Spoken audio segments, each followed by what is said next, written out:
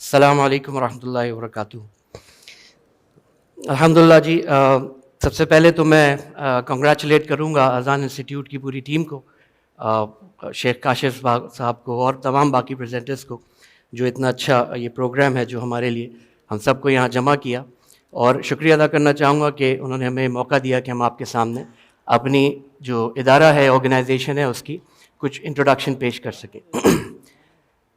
قرآن کو آپ کی نہیں، آپ کو قرآن کی ضرورت ہے۔ رسول اللہ صلی اللہ علیہ وسلم نے فرمایا، بلکہ اس سے پہلے اللہ سبحانہ و تعالیٰ نے قرآن حکیم میں فرمایا، اعوذ باللہ من الشیطان الرجیم، بسم اللہ الرحمن الرحیم، انہ لقول فصل، بے شک یہ قرآن ایک فیصلہ کن کلام ہے۔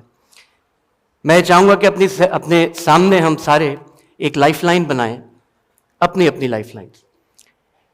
اس لائف لائن میں 3 ٹرانزٹس ہیں اور ایک ڈیسٹینیشن ہے، لیکن ایک پرابلم یہ ہے کہ ڈیسٹینیشن کے 2 راستے جاتے ہیں، ایک جنت ایک جہنم، اور اس سے پہلے ایک امیگریشن ہے، جو اس امیگریشن کو کراس کر لے گا وہ جنت میں جائے گا، اور جو کراس نہ کر سکا، اللہ ہم سب کی حفاظت فرمائے، وہ جہنم میں جائے گا۔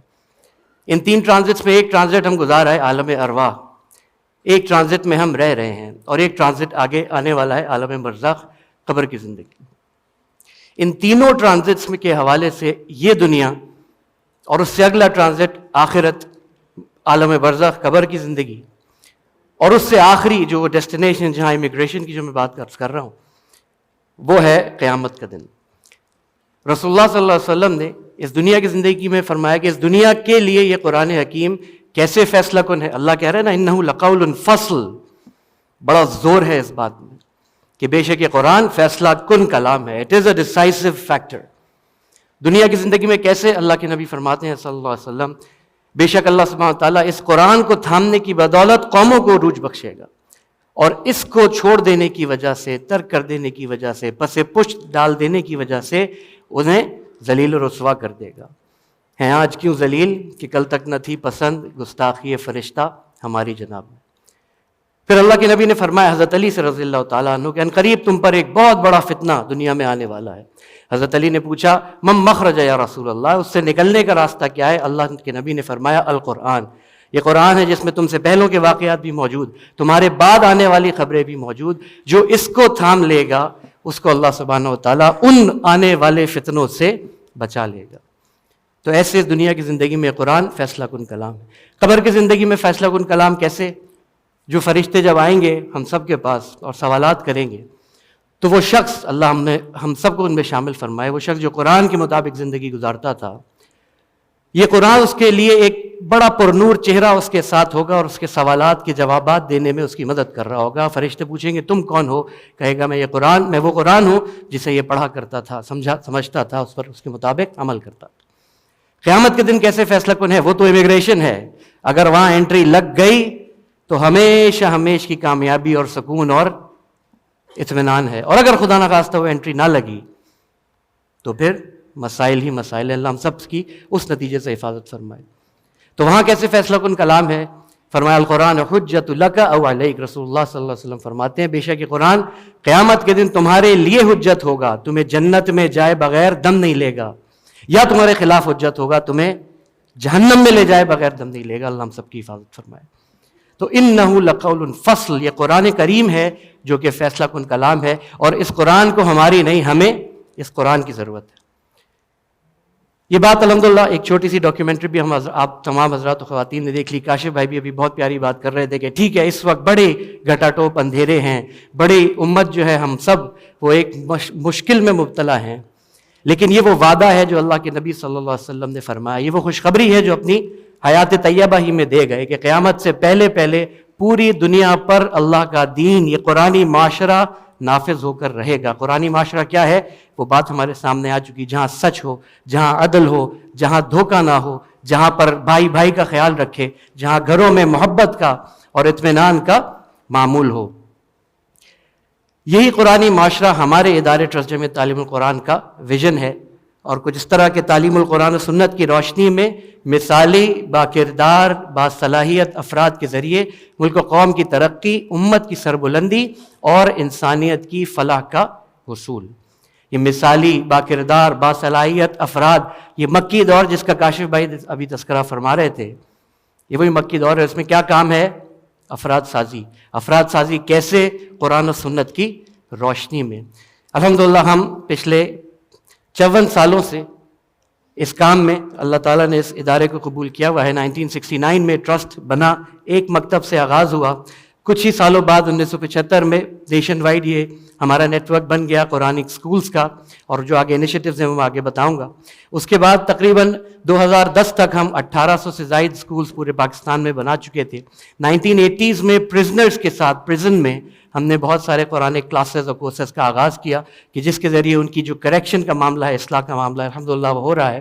آج 3000 سے زائد قرآن سکولز پورے پاکستان میں کام کر رہے ہیں، جس میں تقریباً 1 لاکھ کے قریب بچے، طلبہ طالبات ناظرہ حفظ اور مطالعہ قرآن حکیم ٹورڈز انڈرسٹینڈنگ آف قرآن، اس کے لیے وہ کلاسز لے رہے ہیں۔ 116 سے زائد پریزنز ہیں پورے پاکستان میں، جس میں تقریباً 2500 کلاسز چل رہی ہیں، اور کلمہ کلاس سے لے کر درس نظامی تک ملٹیپل کورسز ہیں جو الحمدللہ ہم وہاں پہ کراتے ہیں۔